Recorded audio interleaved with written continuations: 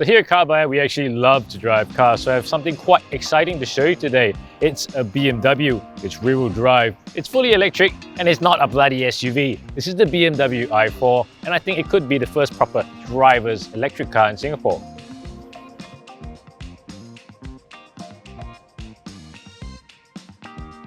So just a little bit of background. So far, all the EVs in Singapore have been SUVs, or they have been, front-wheel drive cars. If they don't have all-wheel drive, they have front-wheel drive cars. So they're nice to drive, but they're not exactly driver's cars in the way that, say, a BMW 3 Series is, which leads us to this. This is the i4. So basically the electric version of the 4 Series Gran Coupe. Now we have a review of that car, the M440i Gran Coupe. If you want to look at it on carbuyer.com.sg, check that out first. But let's focus on the i4 right now.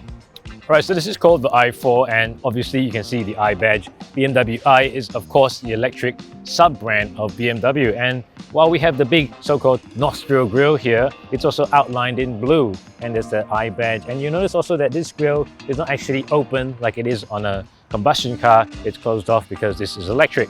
Now we come around the side, we have 19-inch aero design wheels, and also we got a blue side blade.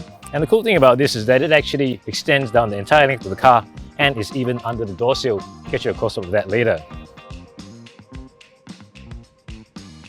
Yeah, and if you look at the back of the car, of course, the big difference is that there is no exhaust pipe. We have a diffuser, again, with the blue eye highlights there. But overall, looks a lot like the 4 Series Gran Coupe, which is not a bad thing. The kind of fastback sedan shape, very elegant, very aerodynamic, and of course has the flat door handles, like the 2 Series Active Tourer, which just launched in Singapore recently. So here we are on the interior of the i4, and there's a little bit of a mix between old and new BMW. Of course, when I say new BMW, I mean the iX is the new EV flagship. We did a video on that. Please check it out so you know what we're talking about. And old BMW, well, not old, but what I mean is current BMW 4 Series Gran Coupe 3 Series, the CLAR platform. So the i4 runs on the CLAR platform. And why is that relevant here? So that means I still have this gear shifter here in the conventional layout, a lot like the 4 Series Gran Coupe, but here is the different part. This is straight out of the iX. This is the BMW widescreen. So I have the 12.3-inch driver's display. I can customize the stuff I want according to the content, the heads-up display as well. And next to it is the 14.9-inch infotainment display. So just like on the iX, this is a touchscreen, but we also have the BMW iDrive controller. Now note that this iDrive controller is no longer present in the 2 Series Active Tourer. All right, so we've done a bit of playing around with BMW OS 8. We're still getting used to it, but obviously it's a more modern interface. It looks very clean, and we quite like it generally, but we're still getting used to it. Like I like the colors and the animation, but we're not used to the whole app-driven kind of menu system. Like, if this is going to be a driver's car, why are the app icons so small? They should be really big and obvious so that when I'm driving, I know what I'm looking at. Of course, this being a very modern new BMW, we have all the connectivity and app-based features that they have.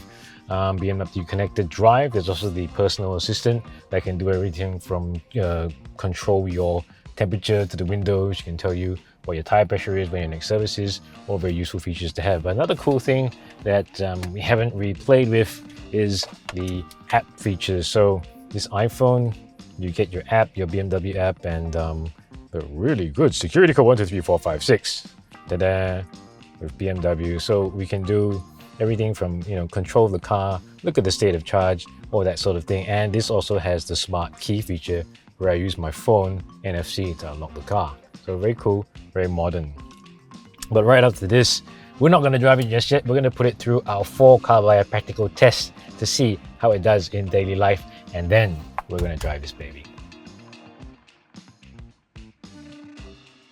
Alright, so I'm in the back seat of the i4, and then we're gonna see if our guy Luke can actually park this thing. So, meow. Okay, Luke, you're up. Hey guys, so today we'll be trying to park the new BMW i4. We're gonna be seeing how easy it is to park. I'm gonna put her in reverse, and as you can see, we only have a reverse camera. We don't have a 360 camera, so this is gonna be interesting. And from my rear view mirror, I can tell, visibility isn't that great. So I guess that's one of the drawbacks you get when you want something very, coupe-like. Yeah. Okay, so with that being Wait, said, you've got to turn park assist on first. yeah, Yeah, turn okay. park assist on and let's get cracking. Alright.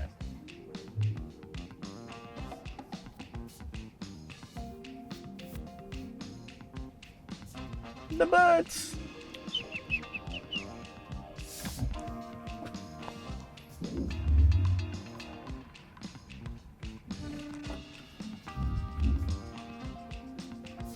So what's visibility like from the side mirrors, Luke? So you know, like I said, this is very coupe-like. This is not Yeah. something that makes me feel very tall. Oh, okay. So okay. it does feel a bit cramped. Yep. But then again, I guess tit for tat, you know, this is very sporty, very stylish. Alright. So I think it's pretty good. Okay. So did you get into the lines or not? Straightening her up. Alright. Now we go. So of course, keep in mind this is a compact, not compact, executive segment car. So on the same size as a 3 Series, something like a X1 would definitely be easy to park, right? All right, you're done. So not too bad. Took a while, but I think you can get used to it eventually. So how would you rate it in terms of easiness to park? Wow, okay, if I give it out of a 5, let's put her into park.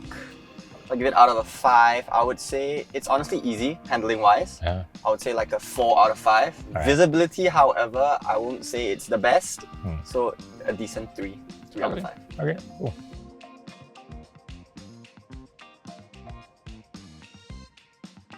Okay guys, so right now we'll be testing how easy it is to connect your phone to the new BMW i4. So bear in mind, I've not seen the interface whatsoever, so this is literally my first time trying it out. So right now I'm just going to be switching on my Bluetooth. And okay, I'm just going to try media. There we go, mobile devices. Connect the new device. Searching Luke's iPhone. Go for that. And I'm guessing it's going to prompt me to pair it. There we go. Pair and allow. Pair again. Use Apple CarPlay. Okay, it's buffering, as you can see. Turn on Wi-Fi and use CarPlay. Okay. Well, it's pretty straightforward to me, and it's done. There we go. Allow. Super easy, super convenient. You have everything that you need here. I think this, I would give this a 5 out of 5. Super straightforward. No nonsense, you know, really straight to the point. Well done, BMW. All right, so this is test 2, test 3, whatever, you know what I mean. We're gonna test the rear seat space of the i4. And so notice, just like the normal 4 Series Gran Coupe, we got a lovely handleless door, we got our frameless window, ooh, so beautiful. But notice that the door portal isn't exactly that big, and there's a bit of a high sill here. Of course, the batteries are under here. I'll give it to that later. But I'm gonna get in and show you the space. We're quite wide people, aren't we? Yes, we're quite wide people. Are you squashed, kind of? So how comfortable are you guys? I mean, if we get the KO in this, you like kill each other. I would say it's maybe for 2 it's okay, but 3 is a bit of a squeeze. Yeah, 3 is quite a squeeze. Yeah, but head space wise, I think it's decent. Leg room is pretty alright, but I do feel that my feet are actually quite high. So actually, I've got this much head space. How about you? You're taller than me. Okay. Wow, you're Tickles brushing my the hair top a already. little Yeah. bit. So the side comes in as well, Yeah. because of the. So again, like look what you said just now. The coupe styling, you have to pay a price for that. Essentially, this is a 4 Series Gran Coupe. But like I wanted to point out, so give me the camera for a while, Kai. With all EVs, the battery is in the floor, which means the whole car kind of rises up. So you see here, just like on the Mercedes EQA, my knees are so high right now. They're so high. Look at that. Look how much space I got right there. And if you like to sit low like me in the driver's seat, there's no space for your feet to go in. Yeah, and there still is a transmission tunnel in the middle of the car. So that is the legacy of the old CLA platform. But you know, 2 adults okay, and I think 3 it's decent. 3 is a is bit a of a squeeze. Yeah. So don't be carrying the whole family of adults in the i4. Okay guys, so now we're going to see how practical the boot space is on the BMW i4. Now as you can see, what we have here is 470 liters. And let's grab this, thank you Derryn. So I'm going to be testing to see if it can actually fit a set of golf clubs. So let's check it out. Now I can tell that you got these flaps here, which is, as you can see, Very convenient, it sits really nicely. Now, if you actually fold all the rear seats down, that's an additional space of a total of 1,290 liters. Check it out.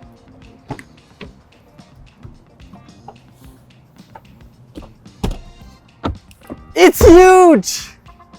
Okay, moment of truth. The i4, how does it drive?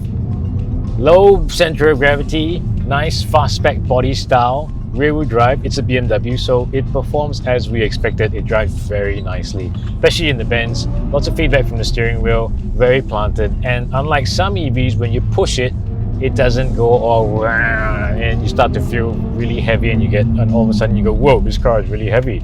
Because it's not that heavy, it's just over 2 tons. So when you push it, it gets better and better. Of course, up to a point. Always drive safely on public roads. But as far as we can push the envelope, very enjoyable car. Really like BMW to drive.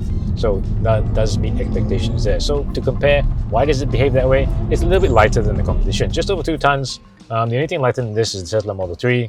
Of course, 0 to 100 in 5.7 seconds, 340 horsepower. Not super quick in a straight line, but with the instant electric torque, it feels very fast and very punchy, very nice to drive. So you also notice that there is no M Sport version of this. This is only the I version, so to speak. So there's no M Sport steering wheel, there's no M Sport, floor mats and all that stuff. But the car looks good for that. And along that line, the only sporty one is the M40, which will be available in limited quantities in Singapore, according to BMW Singapore. But what you guys also want to know is how the car behaves in real life at normal speeds. And I can say it rides pretty well. A little bit of a jiggle, a little bit of that EV whoomp when the weight comes when you go into the bumps and undulations, but it's not that bad. It doesn't jiggle like an SUV. It's rather quiet. The iX is more refined, but this is still quite a quiet car. And just like the iX and the iX3, this car is the 5th gen of BMW's electric drive technology, which, as we found from those 2 cars, is really efficient. So I've done just under 100 kilometers in this car. We got around 20 kilowatt hours per 100 Ks. And that's because I was driving like Julen, and also that I didn't do that much highway. I think on longer runs, and when we get a chance to test it out in our written review, I think we can easily do maybe 18 kilowatt hours per 100 Ks, which translates to more than 400 kilometers per charge easily. So very efficient, it's sporty, it's fun to drive, looks quite cool. Very impressed by the i4. So competition and conclusion. The competitors we mentioned just now already. Basically, there are only 2 other EV sedans that are around this price segment. So BMW doesn't know the exact price of this car yet because we just got the car. It's super new, supposed to be low 300. But once we get the proper price, we're going to do a proper breakdown. Okay, we finally have a confirmed price on the i4, and originally when BMW told us the indicative price would be around $330,000, we were very impressed because, the 4 Series Gran Coupe itself, the 420i, already starts at 300 grand. The 430i Gran Coupe is already about 350 grand. So we thought, wow, 330 grand for the i4 where the performance in the straight line is better than the 430i. Pretty good deal, just like the iX3 is. But the latest price of the car shows us is exactly $311,000, 888. So that's what, 312 grand, which is a bloody bargain in my opinion. Now, high performance versions of the Tesla Model 3 and Polestar 2 cost about 250 grand, so it's still quite a bit more than those cars, but those cars are premium cars. Whether or not they're luxury cars, it's still a bit fuzzy. But the BMW i4, it's a BMW, it's got all the stuff that BMW should have. It feels luxurious, it's nice to drive, it's got a lot of technology, and it feels a step above those cars actually. So I think 311 grand for this car, a real steal.